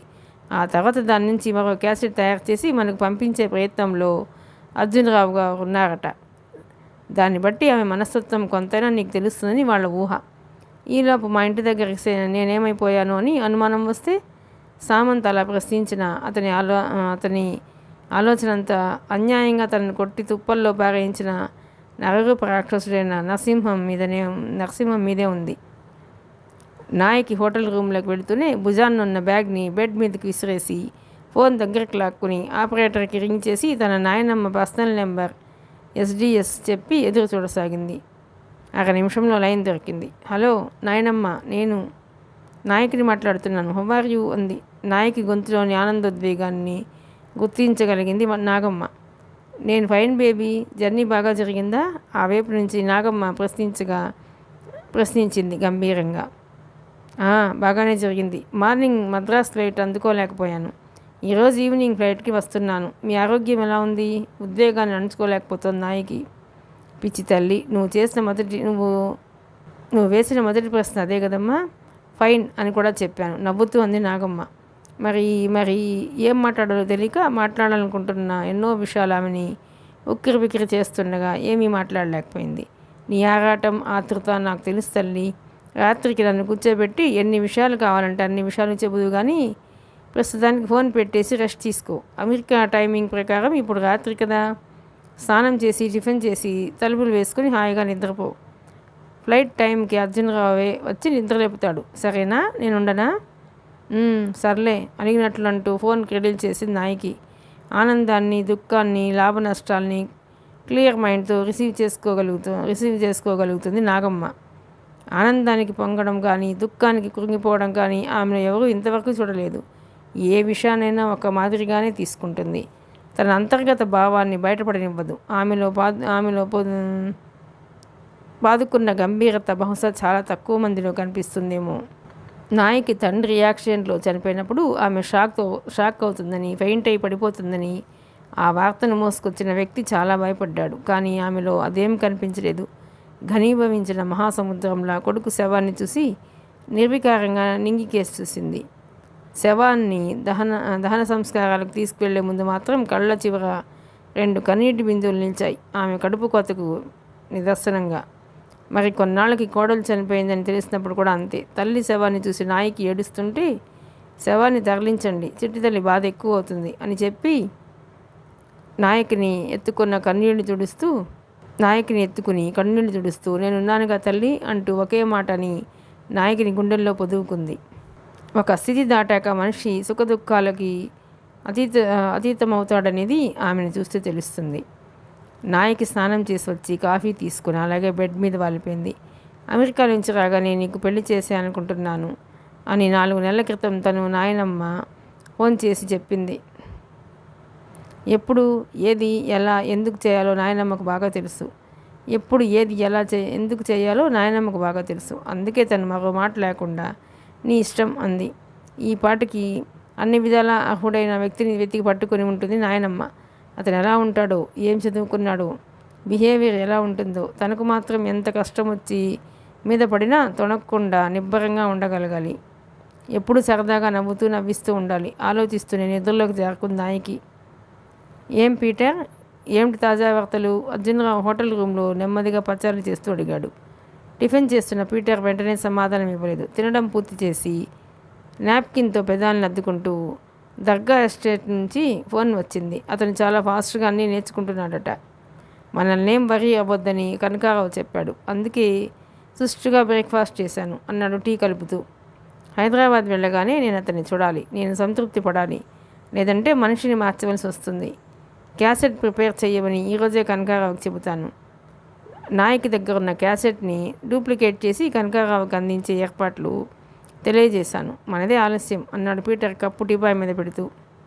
4 రోజుల్లో సామంత్ చాలా వరకు నేర్చుకున్నాడు. 24 గంటలు అదే పనిలో ఉన్నా అతని ఆలోచనలు మాత్రం ఎస్ఐ నరసింహం మీద ఉన్నాయి. ఎలాగైనా ఆ ఎస్ఐని సస్పెండ్ చేయించాలి. అందుకు వాడి చేత ఓ పెద్ద తప్పు చేయించాలి. ఎలా? కనకం. కనకారావు తనను కాదన్నట్లు మ్యాగజైన్ తిరగవేసాగాడు. ఏయ్ కనకి, చిరాకు వ్యక్తం చేస్తూ పిలిచాడు సామంత్. అప్పుడు చప్పున తలెత్తి ఆ పేర్లేంటయ్యా బాబు, దిక్కుమాలిన పేర్లన్నీ పెట్టి పిలుస్తున్నావు అన్నాడు ఇబ్బందిగా ముఖం పెట్టి.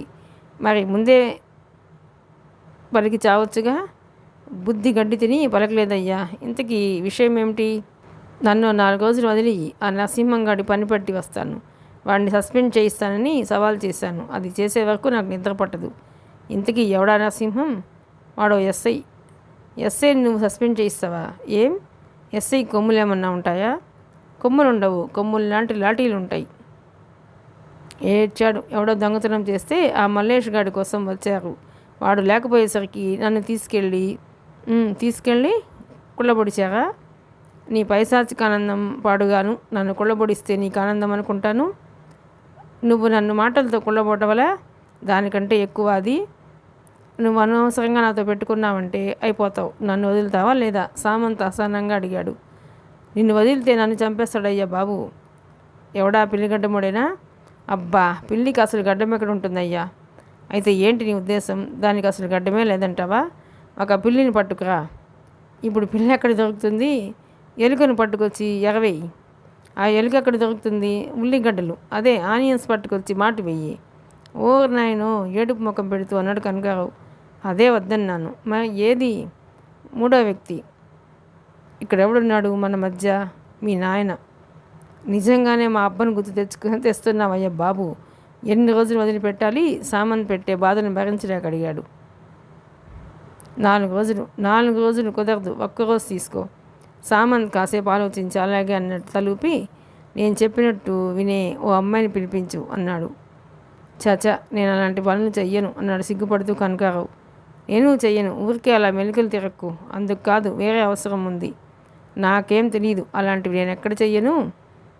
నేను ఎక్కడ వెతుక్కురాను. అయితే సరే, పెట్రోల్ ఖర్చు ఇవ్వు. అదేమిటి? నేను వెళ్ళిపోతున్నాను. పెట్రోల్ ఖర్చులు ఎవడిస్తాడు? నీ బాబా? ఇప్పుడు నా బాబు సంగతి ఎందుకు? 4 రోజులు ఆగి ఒక్కసారి 50,000 పట్టుకెళ్ళవచ్చుగా. ముందు అమ్మాయిని చూస్తావా, వెళ్ళిపోమ్మంటావా? సామంత్ బట్టలు సర్దుకుంటూ అన్నాడు. కనకారావు పిచ్చి చూపులు చూశాడు. పిచ్చెక్కినట్టు నటిస్తే ఊరుకుంటాననుకున్నావేమో. మళ్ళీ ఇదేమిటి, పిచ్చెక్కినట్టు నటించడం ఏమిటి? ఇప్పుడు నాకేసి పిచ్చి చూపులు చూసావుగా. కనకారావు అమాంతం సామంత్ కాళ్ళ మీద పడిపోయాడు. మహాప్రభువు, నన్ను క్షమించు. నీ దాసుణ్ణి, నీ సేవకుణ్ణి, నీ కాళ్ళ దగ్గర ఊడిగం చేసే గుమాస్తా సన్నాసిని.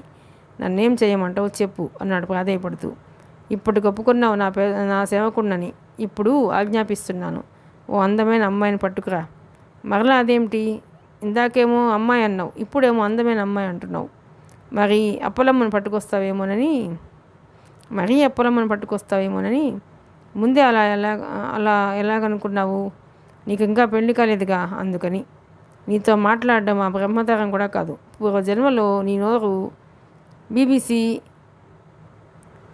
VOA, ఆకాశవాణి అయి ఉంటుంది. నీ గొంతులో రేడియో, టీవీ స్టేషన్లు ఉన్నాయా? గొంతు డాక్టర్ దగ్గరకు నా ఖర్చుతో తీసుకెళ్తాను, పదవయ్యా బాబు. నీ స్వరపేటిక పీకి ప్రతిపక్షాల వాళ్ళకి ఇచ్చి నీ వేరేది వేస్తాడు. అలాగే, ముందు అమ్మాయిని చూడు అన్నాడు సామంత్ సీరియస్గా. ఇప్పుడే వెళ్ళి అరగంటలో వస్తాను. నువ్వు ఈలోపు ఆ ఇంగ్లీష్ పదాలు బట్టి పట్టు అంటూనే వేగంగా బయటకు నడిచాడు కనకారావు. అతను అలా వెళ్ళగానే చటుక్కున ఫోన్ దగ్గరకు లాక్కున్నాడు సామంత్. సాయంత్రం 4 గంటలకు 2 రూమ్స్ బిల్ ప్రిపేర్ చేయమని రిసెప్షన్కి ఫోన్ చేసి చెప్పాడు అర్జునరావు. ఈలోపు పీటర్ సామాన్లు సర్దేశాడు. పీటర్, మళ్ళీ మనం హైదరాబాద్లో దిగి నేను నీకోసం కబురు చేసే వరకు కనీసం నా వైపు నువ్వు కన్నెత్తైనా చూడకూడదు. ఆడసింహం గుహలోకి వెళుతున్నాం, జాగ్రత్త అంటూ పీటర్ని హెచ్చరించి తన బ్రీఫ్ కేస్ తీసుకుని బయటకు వచ్చి నాయకి గది ముందు కాలింగ్ బెల్ నొక్కాడు అర్జునరావు. వెంటనే పీటర్ తన బ్రీఫ్ తీసుకొని రూమ్ ఖాళీ చేసి రిసెప్షన్ కేసి సాగిపోయాడు. తనపై భయంకరమైన ఉచ్చు బిగుసుకోబోతోందని ఏమాత్రం ఊహించక నిద్రలో గోరెచ్చని కళలు కంటున్న నాయకి ముఖం ముగ్ధమోహనంగా గులాబీ బాలలా ఉంది. రాత్రి 8:30కి బేగంపేట ఎయిర్పోర్ట్లో ల్యాండ్ అయింది ఎయిర్ బస్. ఫ్లైట్ రన్వే మీద పరిగెడుతుండగానే నాయకి సేఫ్టీ బెల్ట్ విడదీసి లేచి నుంచుంది. ఫ్లైట్ వేగం తగ్గి టెర్మినల్ కేసి మెల్లగా వెళుతుండగానే హ్యాండ్ బ్యాగ్ తీసుకుని నెమ్మదిగా డోర్ దగ్గరకు నడిచింది. Are you from States? Air hostess చిరునవ్వును వలకబోస్తూ అడిగింది. ఎస్, బట్ మీకెలా తెలుసు? సాధారణంగా అంత దూరం వెళ్ళిన వాళ్ళను త్వరగా చూడాలన్న ఆసక్తితో ఫ్లైట్ ఆగకముందే సీట్లోంచి లేచిపోతారు. పైగా హ్యాండ్ బ్యాగ్కి పానం బ్యాగేజ్ స్లిప్ ఉంది అంది నవ్వుతూనే. You are right. మా నాయనమ్మను ఎంత త్వరగా చూస్తానా అని అంటూ డోర్ కేస్ వస్తున్న లేడర్ని చూస్తూ మరో అడుగు ముందుకేసింది. మరికొద్ది క్షణాల్లో లాడర్ మించి వేగంగా దిగి రన్వే మీద పరుగులాంటి నడకతో అవుట్ గేట్ కేసి దూసుకుపోసాగింది నాయకి. సరిగ్గా అప్పుడే ఫస్ట్ ఫ్లోర్కి చేరుకున్న కనకారావు బైనాక్యులర్స్ సామంత్కి ఇచ్చి, కథానాయకి వస్తుంది, వడివడిగా చూడు అని తొందర పెట్టాడు. సామంత్ బైనాక్యులర్స్ అడ్జస్ట్ చేసుకుంటూ నాయకి మీదకి వచ్చి ఆగాడు. అవును, ఆమె పేరు నాయకి కదా, కథానాయకి అంటావేమిటి? నీకు మతిమరుపు ఎక్కువైపోయింది ఈ మధ్య. బైనాక్యులర్స్ నుంచి నాయకిని చూస్తూనే అడిగాడు సామంత్. అవును, నాకు పుట్టడు మతిమరుపు, ఒప్పుకుంటున్నాను. హింసపెట్టగా పిల్లని పరిశీలనగా చూడు అన్నాడు కనకారావు తను చూస్తూ. అమెరికా వాళ్ళంతా తెల్లగా ఉంటారంటారు, ఈ పిల్ల ఏమిటి నల్లగా ఉంది? బైనాక్యులర్స్ని కిందకి మరల్చుతూ ఆమెను ఫ్రేమ్లోకి తీసుకుంటూ అడిగాడు సామంత్. ఎందుకయ్యా నీకు? చిరాగ్గా అడిగాడు కనకారావు. ఏమిటెందుకు? ఆ పిల్ల రంగు. నాకు కాకెవరికి? పెళ్లి చేసుకునేది నువ్వా నేనా? పెళ్లి చేసుకుని వదిలేస్తున్నావు, నువ్వు సంసారం చేయబోవడం లేదు, అది మర్చిపోకు. బ్రహ్మంగారిలా కాలజ్ఞానం చెప్పకు, దెబ్బతింటావు. అమ్మాయి వాటంగా ఉంటే సంసారం చేయడానికే నాకేమన్నా రోగం అనుకున్నావా? నువ్వంటే సంసారానికి పనికిరావని మీ వీధిలో ఆడపిల్లలంతా తేల్చిపడేశారు. నాయకి లోపలికి వెళ్ళిపోవడంతో సామంత్ బైనాక్యులర్స్ని తీసి కనకారావుకి అందిస్తూ, మా వీధిలోకి వచ్చి చూడు, ఎంతమంది ఆడపిల్లలు నేనంటే పడి చేస్తున్నారు అన్నాడు. రాత్రి 8:30కి Delhi to Madras Airbus Hyderabad Begumpet ఎయిర్పోర్ట్లో ల్యాండ్ అయింది. నాగమ్మ పంపిన Honda Acura car airport out gate దగ్గర వెయిట్ చేస్తుండగా నాయకి ఆ వెనుకే అర్జునరావు రన్వే మించి అవుట్ గేట్ కేసి రాసాగారు. నాయనమ్మ ఎలా ఉన్నారు అర్జునరావు గారు? నాయకి ప్రశ్నించింది. ఇప్పటికీ ఈ ప్రశ్న కనీసం 200 సార్లు అడిగి ఉంటావమ్మా. నీకు నాయనమ్మ గారి మీద ఉన్న ప్రేమని అభిమానాన్ని చూస్తుంటే నా కళ్ళు చెమర్చిపోతున్నాయి. నాగమ్మ గారు కులాసాగానే ఉన్నారు అన్నాడు నవ్వుతూ అర్జునరావు. వయసు మీద పడుతోంది కదా, అందుకే నాకు ఇంత ఆందోళన అర్జునరావు గారు. నీకు పెళ్ళై పిల్లలు పుట్టి ఆ పిల్లలతో కలిసిపోయి ఆడుకునే వరకు, ఆలనా పాలనా చూసే వరకు ఆ భగవంతుడు కూడా ఆమె ఆరోగ్యాన్ని ఏమీ చేయలేడమ్మా. మనిషి శారీరక ఆరోగ్యానికి మానసిక ఆనందం ఇచ్చే బలాన్ని మందులు వైద్యశాస్త్రం కూడా ఇవ్వలేదమ్మా. ఓ మధురోహ ఆమె హృదయాన్ని కనిరెప్పపాటు కాలం సున్నితంగా స్పృశించి చెప్పుకుంది. బిజినెస్ ఎలా ఉంది అంకుల్? ఆమె ప్రశ్నకు వెంటనే సమాధానం చెప్పలేకపోయాడు అర్జునరావు. ఆ చెప్పలేకపోవడం కేవలం నాటకమే. ఇప్పుడు అతను చెప్పేందుకు సందేహిస్తున్నట్టుగా నటిస్తున్నాడు. నాయకి చూచాయిగా ఆయనలోని సందిగ్ధతను పసిగట్టి సను సందేహపడింది. ఆ తర్వాత ఇద్దరు మౌనంగా అవుట్గేట్ లాంజ్లోకి వచ్చారు. మరో ప్రశ్న వేయాలన్నా, వేసిన ప్రశ్నని రెట్టించాలన్నా ఆమెకు భయంగా ఉంది. ఎలాంటి దుర్వార్త వినవలసి వస్తుందోనని. నాయకి బ్యాగేజీ స్లిప్స్ కారు డ్రైవర్కి ఇచ్చి బయటకు వచ్చి కారు ఎక్కి కూర్చుంది. అర్జునరావు కూర్చోగానే కారుని ముందుకు దూకించింది. అదేంటమ్మా, డ్రైవర్ రావాలిగా, పైగా నీ బ్యాగేజీ ఇంకా రాలేదు అన్న అర్జునరావు మాటలు గాల్లో కలిసిపోయాయి. కారు సర్వన దూసుకుపోతూనే ఉంది. ఆమె కీడినే శంకిస్తోంది. వ్యాపారం ఎలా ఉంది అని అడిగితే టక్కున బాగుందనో పర్వాలేదనో చెప్పవలసిన అర్జునరావు మౌనం వహించాడు. దాని అర్థం ఏమిటి? సాధారణంగా అరగంట పట్టే దూరాన్ని 20 నిమిషాల్లోనే అధిగమించింది నాయకి. కారు బంగ్లా ఆవరణలోకి ప్రవేశిస్తుండగానే సింహద్వారం వద్ద నుంచుని తన ఆగమనం కోసం ఎదురు చూస్తున్న నాయనమ్మ కనిపించి ఒకంత రిలీఫ్ ఫీల్ అయింది నాయకి. ఇంజిన్ ఆఫ్ చేస్తూనే నాయనమ్మ దగ్గరికి పరిగెత్తుకు వచ్చింది నాయకి. చిన్నపిల్లల పరిగెత్తుకు వస్తున్న మనుమరాల్ని చూసి నాగమ్మ కళ్ళు చెమర్చాయి. ఎన్నో ఏళ్లనాటి జ్ఞాపకాలు వరద ప్రవాహంలా క్షణకాలం పాటు ఆమెను ముంచెత్తాయి. ఒక గంట సేపు తనని విడిచి ఉన్నా తట్టుకోలేక పట్టులంగా కాళ్ళు కడ్డుపడుతున్నా లెక్క చేయకుండా పరిగెత్తుకు వచ్చి తన ఒడిలో వాళ్ళే తన చిన్నారి మనమరాలు. ఒక్కోసారి కాళ్లకు లంగా అడ్డుపడి బోర్లా పడింది. దెబ్బలు తగిలినా తనను చూడగలుగుతున్నానన్న ఆనందంతో, తన ఒడిలోకి చేరుతున్న సంతోషంతో బాధ మర్చిపోయే తన చిన్నారి తల్లి 4 సంవత్సరాల ఎడబాటు తర్వాత శారీరకంగా గమనించదగ్గ అందమైన ఎత్తుపల్లాలతో తన ముందుకు వస్తుంది. ఆమెకి ఆ క్షణాన నాయకిని చూస్తుంటే ప్రపంచాన్ని జయించినంత ఆనందంగా ఉంది. దగ్గరగా వచ్చిన మనుమరాల్ని చేతులు చాపి అక్కుని చేర్చుకుంది. కొద్ది క్షణాల పాటు మౌనం, భాషకందని భావం, మాటలకందని ఆత్మీయత, అనుబంధం ఆ ఇద్దరినీ కుదిపివేసింది. అర్జునరావు కారులోంచి దిగాడు. 2 అడుగులు సింహద్వారం కేసి వేసి అప్పుడు అక్కడ కనిపించిన దృశ్యాన్ని చూసి చిన్నగా నవ్వుకున్నాడు. ఒకంతసేపటికి తీరుకున్న వాళ్ళు మౌనంగానే లోపలకు నడిచారు. అమ్మా, నాయకికి నాయనమ్మని అమ్మ అని పిలవడమే అలవాటు చిన్నప్పటి నుంచి. ఆ పిలుపుకి నాగమ్మకి గుండె చిక్కబట్టినట్టయింది. తన పిలుపుకు నాయనమ్మ ఎలాంటి సమాధానం ఇవ్వకపోవడంతో ఒకంత ఆశ్చర్యపోయిన నాయకి జరగగానిదేదో జరిగి ఉంటుందని అనుమానించింది. మరేదో అడుగుదామని పెదవి కదిపేలోపే, నువ్వు వెళ్ళి స్నానం చేసిరామ్మా, నీకు ఇష్టమైన వంటలన్నీ చేయించాను, తృప్తిగా తనివి తీరా నువ్వు తింటుంటే నేను చూసి తృప్తి పడతాను అంది నాగమ్మ. నాయనమ్మ చూపులు ఎటో ఉన్నాయి. ఎదుట ఉన్నది ఎవరైనా సూటిగా వాళ్ళ కళ్ళలోకి చూసి మాట్లాడే నాయనమ్మ ఎందుకలా ఎటో చూస్తున్నది? ఆ చూపుల్లో అపరాధభావం కూడా తన కళ్ళబడింది. ఏమిటిదంతా? ఏం జరిగింది? ఇల్లంతా సందడిగా ఉంటుందని తాను ఎంతగానో ఊహించింది. కానీ తీరా చూస్తే ఇంట్లో ఎప్పట్లా 10 మంది పనివాళ్ళున్నా వారిలో కళ లేదు, సందడి లేదు, సంతోషం అంతకంటే లేదు. ఆమె మరేమీ మాట్లాడకుండా వడివిడిగా మెట్లెక్కింది. తన బెడ్రూమ్ చేరుతూనే నేరుగా బాత్రూంలోకి వెళ్ళిపోయింది. వేడి నీళ్లు టబ్లోకి వదిలి సోప్ పౌడర్ని అందులో ఒకంత చిలకరించి తలకి పాలిథిన్ నెట్ వదువుకుని టబ్లోకి దిగి నెమ్మదిగా పగుండిపోయి ఆలోచించడం మొదలెట్టింది. కింద నాగమ్మ దగ్గరుండి డైనింగ్ టేబుల్పై పదార్థాలన్నీ సర్దిచ్చి మనుమరాలి కోసం ఎదురు చూడసాగింది. అంతలో అర్జునరావు లోపలికి వచ్చాడు. అతని కోసమే ఆతృతగా ఎదురు చూస్తున్న నాగమ్మ దగ్గరికి రమ్మని సైగ చేసింది. చూడు అర్జునరావు, పాపకు ఇక్కడి పరిస్థితులేమీ చెప్పి ఉండవని భావిస్తున్నాను అంది గంభీరంగా.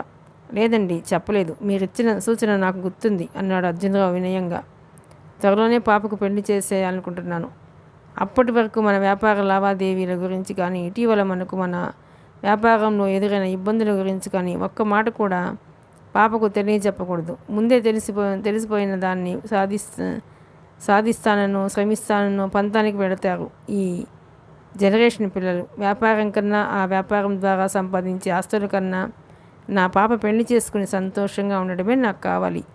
ఆమె కంఠంలో అలుపు తొంగి చూసింది. శారీరకంగా ఆరోగ్యంగా ఉన్న మానసికంగా ఆమె బాగా అలసిపోయి ఉంది. బిజినెస్ ప్రపంచంలో తను ఇప్పటి వరకు తిన్న దెబ్బలని తలుచుకుంటూనే నిస్పృహ ఆవరిస్తోంది ఆమెని. తన మనుమరాలికి కూడా అదే స్థితి ఎదురవుతుందేమోనని భయపడుతోంది. డబ్బు కోసం, ధనిక సమాజంలో స్థానం కోసం నెత్తురు కారకుండా పీకల్ని కోయడాన్ని, తమకు తెలియకుండానే తమ వెనుక గోతుల్ని త్రవ్వడాన్ని పొంచి ఉండే ప్రమాదాన్ని తలుచుకొని ఆమె భయపడుతోంది. సాధారణంగా నిబ్బరాన్ని కోల్పోని నాగమ్మే బిజినెస్ ప్రపంచంలో బోర్డు రూమ్స్లో జరిగే రామాలని తలుచుకొని నాగరికంగా వెన్నుపోట్లు పొడవడాన్ని, చట్టబద్ధంగా న్యాయాన్ని సమాధి చేయడాన్ని గుర్తుకు తెచ్చుకొని వణికిపోతోంది. మనిషికి అర్థం తను సులభంగా ప్రశాంతంగా బ్రతుకుతూ మరో నలుగురికి సహాయపడమే అని ఆమె భావిస్తుంది. దానికోసం కోరి కష్టాన్ని, అశాంతిని ఆహ్వానించడం ఆమెకి ఇష్టం లేదు. అనంతకోటి ప్రశ్నలు ఆమెను క్షణకాలం చుట్టుముట్టి విక్కిరి చేశాయి. దిగజారిపోతున్న మానవ విలువల పట్ల ఆమె బాధపడిన రోజు లేదు ఈ మధ్యకాలంలో. నాగమ్మ ఇకపైన ఆలోచించలేకపోయింది. ఆలోచించడానికే భయపడింది. ఆమె ఆలోచనల్లో ఎంతో దూరం వెళ్ళిపోయిందని అర్జునరావు మౌనంగా ఉండిపోయాడు. ఆమె దుఃఖభాజకమైన ఆలోచనలపై తెరదింపేసి అర్జునరావు వైపు చూస్తూ, మంచి సంబంధాలు చూడు. ఆల్రెడీ మనం చూసిన సంబంధాలు 4 ఉన్నాయి. వాటిల్లోంచి మంచి సంబంధాన్ని ఎన్నిక చేసుకుందాం. సాత్వికుడు, సహృదయుడు, దీశాలి, విద్యావేత్త, మంచితనం, మానవత్వం తెలిసినవాడు, నైతిక విలువలకు ప్రాణం ఇచ్చేవాడు, కేవలం డబ్బు కోసమే బ్రతకనివాడు, క్షణానికో పెళ్ళాన్ని మార్చని మనస్తత్వం ఉన్నవాడిని చూడాలి. జాగ్రత్తగా వెతకాలి. నేను చెప్పిన లక్షణాలన్నీ ఉన్న యువకుడు దొరకడం కష్టమే, కానీ తప్పదు. పాపకు నేనే తల్లిని, తండ్రిని. నా ఎన్నికలో చిన్న పొరపాటు జరిగినా ఆ ఫలితం అనుభవిస్తూ జీవితాంతం కుళ్ళిపోయేది నా బంగారు తల్లి. టైం లేదు. నా గుండెల్లో రగులుతున్న బడబాగిని ఇంకెక్కువ కాలం నేను భరించలేను. నేను చూపించిన వాడితో మరో ఆలోచన లేకుండా తాళి కట్టించుకునేందుకు సిద్ధపడిన నా మనుమరాలి నమ్మకాన్ని, ఆశల్ని, ఆశయాల్ని ఈ ఎంపికలో సార్థకం చేయాలి అర్జునరావు. ఆమె ఇంకా ఏదో అనబోతుండగా నాయకి మెట్లు దిగి రావటం కనిపించింది. వెంటనే ఆమె మౌనాన్ని ఆశ్రయించింది. ఆ ఇద్దరికేసి చూపుల్ని మార్చి చూసిన అర్జునరావు లోపలే నవ్వుకున్నాడు. అన్ని దుర్గుణాలే ఉన్న గొప్ప వ్యక్తి నీ మనమరాలికి మొగుడు కాబోతున్నాడు. నువ్వెంత ఆశపడ్డా నీ మనమరాలు ఎన్ని కలలు కన్నా అతను ఈ ఇంట్లో అడుగుపెట్టి మీ కలల్ని, ఆశల్ని కూల్చక తప్పదు నాగమ్మ. లోలోనే అనుకున్న అర్జునరావు చిరునవ్వును, ఆప్యాయతను ముఖానికి పులుముకొని నాయకి కేసు చూశాడు. రామ్మ రా, ఎన్నాళ్ళైందో మన వంటలు రుచి చూడక అంది నాగమ్మ ఆప్యాయంగా నాయకి కేసు చూసి. నాయకి నవ్వుతూ వచ్చి నాగమ్మ పక్కనే కూర్చుంది. కడిగిన ముత్యంలా మంచి బిందువుల రాకిడికి పులకించి అరవిచ్చిన గులాబీలా ఉంది ఇప్పుడు నాయకి. ఫ్రెష్నెస్, పరమలు తొక్కే యవ్వనం ఆమెలో అణువణువున తొణికిసలాడుతున్నాయి. ఎందరో సెక్సువల్ ఫ్యాంటసీలకి, మరెందరో కలల ప్రపంచాలకి ఆమెను ప్రేమించామనుకునే ఇంకెందరో అడోల్సెంట్ ఊహల ఉద్ధృతికి ఆమె కేంద్ర బిందువు. బాధలు, భయాలు తెలియని ప్రశాంతమైన జీవితం ఇప్పటి వరకు ఆమెది. ఎడ్యుకేషనల్ సైడ్ విగరస్గా వర్క్ చేసుకోవడం, మనస్సు నిండా నాయనమ్మను నింపుకొని ఆరాధించడం తప్ప ఆమెకి మరొకటి తెలియదు. ఖాళీ దొరికితే స్పిల్బెర్గ్ ఫ్యాంటసీలు, ఎడ్జ్ మర్ఫీ హాస్య చిత్రాలు చూడడం, ఇంకా ఖాళీ దొరికితే అయాన్ రాండ్ బుక్స్ 1కి 10 సార్లు చదవడం. ఇంతకు మించి మరో ప్రపంచం తెలియదని కాదు, తెలిసినా తెలుసుకోవాలనుకునే వరకే, పూర్తిగా లోతుకి వెళ్ళలేదు. మాయలు, మంత్రాలు, కుట్రలు, కుతంత్రాలు అసలే తెలియవు. అప్పుడప్పుడు పేపర్స్లో వచ్చే వార్తలు చదివి ప్రపంచంలో ఇన్ని మాయాలున్నాయా, ఇంత మోసగాళ్ళు ఉన్నారా అని విస్మయపడి వెంటనే అదో తలనొప్పిగా భావించి వెంటనే దృష్టిని మరల్చి వేసేది.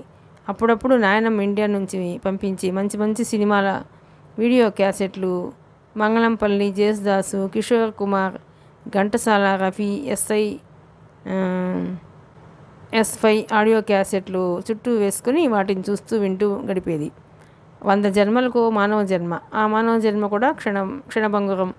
అందమైన క్షణాన్ని ఆనందంగా అనుభవించగా కుట్రలు, రాజకీయాలతో ఏదో సాధిస్తున్నాం అనుకుని నాశనం చేసుకోవడం ఆమెకి ఇష్టం లేదు. తనకాయ తాను తనకై తాను సృష్టించుకున్న ఓ చిత్రమైన ప్రపంచంలో ఇన్నాళ్ళు బ్రతికిన నాయకి అతి త్వరలోనే తను అగాధంలోకి జారిపోబోతున్నాన్ని ఊహించలేక నాయనమ్మతో సరదాగా కబుర్లు చెప్పసాగింది.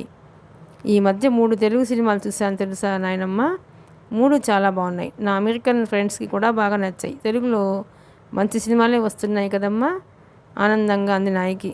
దానికి అప్పుడప్పుడు అనే సవరణ పెట్టుకోవడం మంచిదమ్మా. మరికొన్ని తెలుగు సినిమాలు చూస్తుంటే తల తిరిగిపోయి ఉండేది అర్జునరావు తన సహజ ధోరణిలో అన్నాడు. చెడుని చూసి నిరాశావాదాన్ని పెంచుకోవడం నేర్పొద్దు అర్జునరావు, మంచిని చూసి ఆశాభావాన్ని పెంచుకొనివ్వు అని అర్జునరావు కేసు చూసి చటుక్కొని తల తిప్పి మనవరాల వైపు చూస్తూ, ఇంకేమిటి అక్కడి విశేషాలు? అవును, వీడియో క్యాసెట్ ఏదమ్మా అంది నాగమ్మ మనవరాల్ని కళ్ళతోనే ఆప్యాయంగా సూచిస్తూ. అరే సారీ అమ్మ, ఇప్పుడే తెస్తాను అంటూ వేగంగా తిరిగి తన గదికేసి దూసుకుపోయింది నాయకి. నాగమ్మ కళ్ళలో క్షణం నీళ్లు తిరిగాయి. ఏ కష్టము ఎరగకుండా పెరిగిన తన చిన్నారి తల్లి రేపుని ఎలా ఆహ్వానిస్తుంది? తట్టుకుంటుందా? ఆత్మస్థైర్యంతో నిలబడగలుగుతుందా? దుఃఖబాధకమైన ఆలోచనలు కొద్దిసేపు ఆమెను ఉక్కిరి బిక్కిరి చేశాయి. మిగతా కథ 3వ భాగంలోనండి. ప్లీజ్ అండి, ఈ నవల కనుక మీకు నచ్చినట్లయితే లైక్ చేయండి, షేర్ చేయండి, సబ్స్క్రైబ్ చేయండి.